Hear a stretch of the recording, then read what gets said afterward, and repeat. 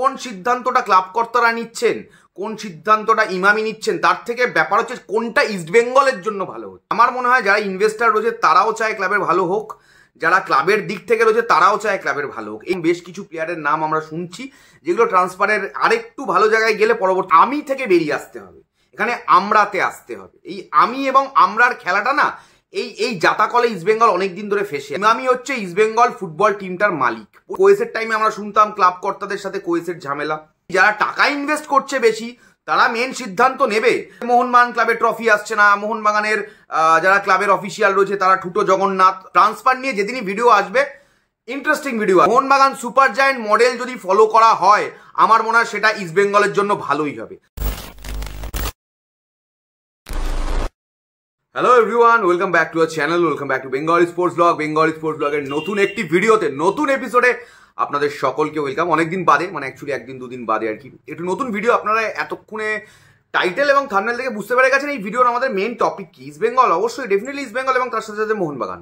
আমাদের কলকাতার, আমাদের বাংলার, আমাদের ভারতবর্ষের দুটো প্রাণের ক্লাব, বাঙালির দুটো প্রিয় ক্লাব ইস্টবেঙ্গল এবং মোহনবাগানের বেশ কিছু ইন্টারেস্টিং জিনিস নিয়ে আজকের এই ভিডিওতে আমরা আলোচনা করব। যদি চ্যানেলে নতুন হন ডেফিনেটলি চ্যানেলটাকে সাবস্ক্রাইব করবেন এবং অবশ্যই এই ভিডিওটি দেখতে দেখতে আমার যে বক্তব্য সেই বক্তব্যগুলো শুনে আপনাদের কি মনে হচ্ছে ডেফিনেটলি কমেন্ট বক্সে জানাবেন। আপনাদের কমেন্টগুলো পড়ে আমি উত্তর দেওয়ার চেষ্টা করব। বর্তমান সময় আমরা জানি যে ইস্টবেঙ্গল ইন্ডিয়ান সুপার লিগে এই যে শেষ সিজন চলে গেল, সেই সিজনে মানে অতীব জঘন্য পারফরমেন্স করে আমাদের সকলকে, যেহেতু আমি একজন ইস্টবেঙ্গল সমর্থক, আমাদের সকলকে দুঃখ দিয়ে টপ 6 এবারেও করতে পারিনি, 9 নম্বরে শেষ করেছে। এবং কালকে থেকে যখন মানে বেঙ্গালুরু মুম্বাই কালকে প্রথম ম্যাচ, নকআউট ম্যাচ, যে কোনো একটা টিম যাবে সেমিফাইনাল এবং তারপরের দিন জামশেদপুর এবং নর্থ ইস্টের ম্যাচ, তো তাদের মধ্যে যে কোনো একটা টিম সেমিফাইনালে গিয়ে গোয়া মোহনবাগান সুপার জায়ান্টের সাথে দেখা হবে। তো এই যে লড়াইটা কাল থেকে শুরু হবে, যেখানে আমি আমার টিম ইস্টবেঙ্গলকে মিস করব, কারণ আমি কালকের ম্যাচগুলো থেকে আমি চেষ্টা করবো ওয়াচ অ্যালংয়ে আসার, তোমাদের সাথে খেলা দেখার এবং অবশ্যই ভারতীয় ফুটবলকে এনজয় করা, যেরকম আমরা সবসময় করি।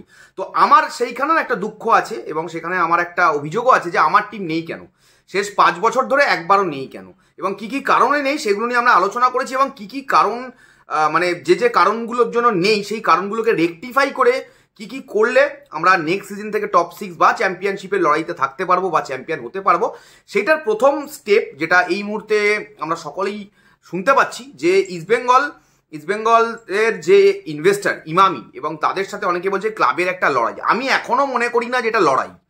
কেন আমি মনে করি না লড়াই? কারণ দেখো, আমার মনে হয় যারা ইনভেস্টার রয়েছে তারাও চায় ক্লাবের ভালো হোক, যারা ক্লাবের দিক থেকে রয়েছে তারাও চায় ক্লাবের ভালো হোক। এইটাতে তো আমি মনে করি দুটো পার্টি, যেহেতু তারা দুজন মিলে চালায় ইস্টবেঙ্গলকে, ইস্টবেঙ্গল ফুটবল টিমটাকে, তো একই জায়গায় নিশ্চয়ই আছে। এবং বর্তমান সময়ে থংবয় সিংটোকে আমি মানে প্রচণ্ডভাবে ওয়েলকাম জানিয়েছি এবং উনি যদি স্পোর্টিং ডিরেক্টর হিসাবে স্বাধীনভাবে কাজ করতে পারেন, প্লেয়ার রিক্রুটমেন্টে হেল্প করতে পারেন টিমকে প্রপারলি, যেরকম বেশ কিছু প্লেয়ারের নাম আমরা শুনছি যেগুলো ট্রান্সফারের আরেকটু ভালো জায়গায় গেলে পরবর্তীতে বেঙ্গলি স্পোর্টস ব্লগে আলোচনা হবে, তার আগে হবে না। তো এই জায়গাতে না, এই যে সব সিদ্ধান্ত ইমামি নেবে, সব সিদ্ধান্ত বলতে যে মানে কোন প্লেয়ার সিলেক্ট হবে, তারা চাইলে না চায়, মানে তারা চাইলে ক্লাবকে জানাবে, তারা নাও জানাতে পারে ক্লাবকে, এরকম যে কথাগুলো উঠে আসছে, আমার মনে হয় এই জায়গাতে না এই ইগোগুলোকে সরিয়ে রাখতে হবে যে আমাকে জানানো হলো না কেন, আমি ডিসিশন, এখানে আমি থেকে বেরিয়ে আসতে হবে, এখানে আমরাতে আসতে হবে। এই আমি এবং আমরার খেলাটা না এই জাতাকলে ইস্টবেঙ্গল অনেকদিন ধরে ফেসে আছে, সেইটা থেকে বেরোনোর সময় মানে this is the perfect time. এবং আজকের দিনে যদি আমরা দেখি ইমামি যে টাকাটা ইনভেস্ট করছে, ইমামি যে শেয়ারটা হোল্ড করছে এই মুহূর্তে ইস্টবেঙ্গল ফুটবল টিমটার, ইমামি পরিষ্কার কথা, আমি আগেও বলেছি আবারও বলছি, ইমামি হচ্ছে ইস্টবেঙ্গল ফুটবল টিমটার মালিক, পরিষ্কার কথা। এবং তারা যে মালিক হিসেবে তারা যে এখন অব্দি আনসাকসেসফুল সেটাও আমি বলেছি এর আগে, বারবার বলেছি, চিল্লে বলেছি। এবং আমার মনে হয় this is the perfect time or this is the high time to rectify their previous mistakes. Emami যে মিস্টেকগুলো করেছে প্রিভিয়াসলি, আমার মনে হয় এইবার তাদের সেই মিস্টেকগুলো থেকে তাদেরকে বেরিয়ে আসতে হবে এবং এমন একটা টিম তৈরি করে দিতে হবে কোচের হাতে, অস্কার ব্রুজোর হাতে, যে টিমটা মাঠে নামবে চ্যাম্পিয়ন হতে, ঠিক আছে? কারণ আমার টিম আইএসএল এর প্লে অফ খেলতে পারিনি, সেই প্লে অফ কাল থেকে শুরু হচ্ছে, এটার তো রিপিটেশন হওয়া যেতে পারে না। এবং আমার মনে হয় যে এইখানে যে ব্যাপারটা বলা হচ্ছে না যে ক্লাবের তরফ থেকে একটা লড়াই, দেখো আমরা এর আগে না বহুবার এই জিনিসগুলো শুনে খুব মানে আমাদের একঘেয়ে হয়ে গেছে। যখন কোয়েসের টাইমে আমরা শুনতাম ক্লাব কর্তাদের সাথে কোয়েসের ঝামেলা, আমরা শুনতাম সিমেন্টের সাথে কোয়েসের ঝামেলা, আমার মনে হয় দুটো তরফে আন্ডারস্ট্যান্ডিং এর অভাব সেই সময় ছিল। বর্তমান সময় আমার মনে হয় না খুব একটা আন্ডারস্ট্যান্ডিং এর অভাব রয়েছে, আমার এটা ইন্ডিভিজুয়ালি মনে হয় না। কারণ আমি এখনো বিশ্বাস করি যে ইস্টবেঙ্গল কর্মকর্তারা ক্লাবের এবং যারা ইনভেস্টার ইমামি রয়েছেন দুজনেই ক্লাবের ভালো চায়, এবং সেই ক্ষেত্রে কোন সিদ্ধান্তটা ক্লাব কর্তারা নিচ্ছেন, কোন সিদ্ধান্তটা ইমামি নিচ্ছেন, তার থেকে ব্যাপার হচ্ছে কোনটা ইস্টবেঙ্গলের জন্য ভালো হচ্ছে, বোঝা গেল। এবং স্বাভাবিক যাদের কাছে যাদের শেয়ার বেশি, যারা টাকা ইনভেস্ট করছে বেশি, তারা মেন সিদ্ধান্ত নেবে। ভাই আমি এইখানে মোহনবাগানকে নিয়ে একটা কথা বলি, মোহনবাগানের না অনেক সময় অনেকে খিল্লি করে, স্পেশালি এই ইস্টবেঙ্গলের সমর্থকরা, বা কিছু সময় আমি দেখেছি মোহনবাগানের সমর্থকরা প্রতিবাদ জানায় যে মোহনবাগান ক্লাবের ট্রফি আসছে না, মোহনবাগানের যারা ক্লাবের অফিসিয়াল রয়েছে তারা ঠুটো জগন্নাথ, আমি এই ল্যাঙ্গুয়েজটা ইউজই করলাম, ওয়ার্ডটা ইউজই করলাম, এরকম বিভিন্ন জায়গায় আমরা দেখতে পাই যে ফ্যানরা বলে থাকে। ভাই দিস ইজ মানে 2025, এই 2025 এই কর্পোরেট ওয়ার্ল্ডের হাতে সব ফুটবলটা, এদেরকে ফুল কন্ট্রোল না দিলে বা মেজরিটি অফ কন্ট্রোল না দিলে তুমি সাকসেসফুল হতে পারবে না গুরু, তুমি কোনোভাবে সাকসেসফুল হতে পারবে না। কর্পোরেটের হাতে তোমাকে মেজরিটি অফ কন্ট্রোল দিতে হবে, you have to control your egos, তোমাকে তোমার ইগোগুলোকে কন্ট্রোল করতে হবে। মানে there are lot of other things, cricket, athletics, hockey, ঠিক আছে, যেটা মোহনবাগান অ্যাথলেটিক ক্লাব চালায়, ইস্টবেঙ্গলের ক্ষেত্রে ইস্টবেঙ্গল ক্লাব চালায়, ঠিক আছে। তো সেই জায়গাতে সেই মানে অন্য জায়গা থেকে স্পন্সরশিপ নিয়ে টাকা নিয়ে তারা চালায়। আমার মনে হয় সেই জায়গাগুলোতে ফোকাস করা উচিত। ফুটবল টিমটা আমার মনে হয় এই মুহূর্তে পুরোপুরিভাবে, আমি বলবো না যে একদমই ক্লাবের কর্মকর্তারা কোনো, নিশ্চয়ই তাদের সাথে ডিসকাশন করবে, সবসময় যে তাদের সাথে ডিসকাশন করে সব সিদ্ধান্ত নিতে হবে, আমার মনে হয় তারাও ম্যাচিওর এনাফ। এবং নিশ্চয়ই আমি এটাও বলবো এর উল্টো দিকে যে ক্লাবের যারা রয়েছেন, ক্লাবের যারা অফিসিয়াল রয়েছে, তাদেরও কিন্তু ফুটবলের প্রচুর এক্সপিরিয়েন্স।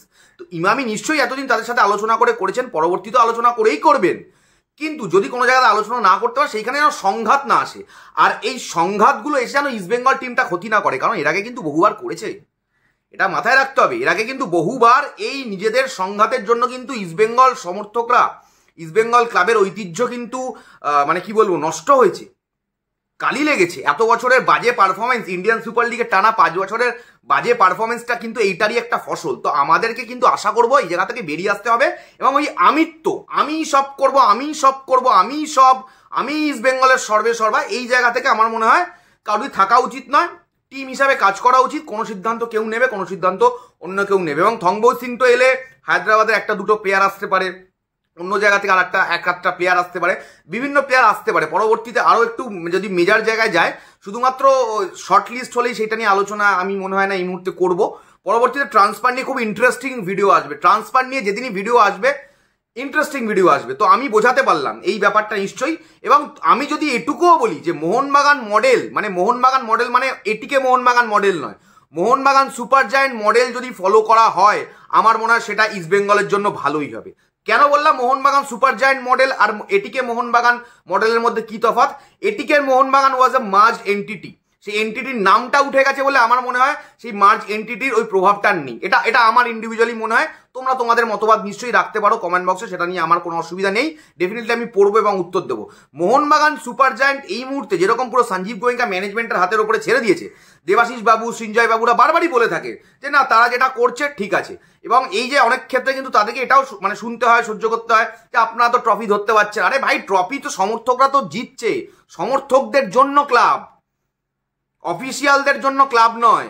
অফিসিয়াল একটা পার্ট, ইনভেস্টার, অফিসিয়াল, প্লেয়ার, এরা একটা পার্ট, আর এরা সবাই মিলে পারফর্ম করবে সমর্থকদের জন্য, সমর্থকদের খুশি রাখার জন্য।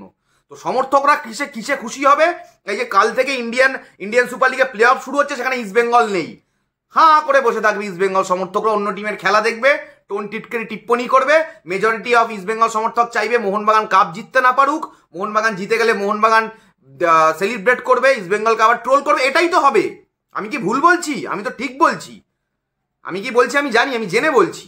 তো সেই জায়গাতে দাঁড়িয়ে এইটা থেকে বেরোতে গেলে এই বোল্ড ডিসিশনগুলো নিতে হবে, বাস একদম বস নিতে হবে, কিচ্ছু করার নেই। এবং আমার মনে হয় এইভাবে যদি টিমের ভালো হয়, টিম যদি বড় টিম করতে পারে, টিম যদি জিততে পারে, এবং আমি এটুকু বলবো বড় টিম করলে হবে না, ভালো একটা দুটো প্লেয়ার কিনে নিলাম তাতে হবে না, আমাদেরকে চ্যাম্পিয়ন করে পুরো প্রসেস সবাইকে দায়িত্ব নিতে হবে, player, investor, club officials, management, পুরোটা মিলে ম্যানেজমেন্ট, কোচ, সবাইকে দায়িত্ব নিয়ে চ্যাম্পিয়ন করতে হবে। কারণ সাকসেসটাও কারুর একার নয়, ফেলিয়ারটাও কারুর একার নয়, এটুকুই বলবো। আর বেশি কিছু বলার নেই। কাল থেকে ইন্ডিয়ান সুপার লিগ শুরু হচ্ছে, আবার অবশ্যই আমি ওয়াচ অ্যালংয়ে থাকবো, খেলা দেখবো এবং আইপিএলও তো চলছে। আজকে দুর্দান্ত ম্যাচ আইপিএলে চেন্নাই ভার্সেস আরসিবি সন্ধ্যেবেলা, সেই ম্যাচেও আমাদের চোখ থাকবে।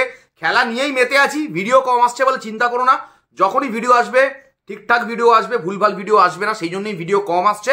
এবং আজকের এই ভিডিওটি থেকে আমি এটুকুই যেতে যেতে একটাই কথা বলবো, যারা টাকা দিচ্ছে তাদেরকে কন্ট্রোল নিতে দেওয়া হোক, তারা যাতে কন্ট্রোল নিয়ে টিমের ভালো করতে পারে এবং তাতে সকলের সহমত থাকা উচিত, সকলের সহযোগিতা থাকা উচিত, সকলে মিলিয়ে ইস্টবেঙ্গলকে এগিয়ে নিয়ে যেতে পারে বলে আমার এখনো মনে হয়। নিজেদের মধ্যেই অন্তর্দ্বন্দ্ব, মন কষাকষি যেন না থাকে, আশা করছি নেই, সেটা নিয়ে যাতে পরবর্তীতে আর কোনো ভিডিও না বানাতে হয়। Thank you so much. ভিডিওটা কেমন লাগলো কমেন্ট বক্সে জানিও। এছাড়াও চ্যানেলটাকে সাবস্ক্রাইব না করে থাকলে সাবস্ক্রাইব করো, ভিডিওটিকে লাইক করো, কমেন্টে তোমাদের মতামত জানাতে ভুলো না। চলো এখনের মতো সকলকে টাটা।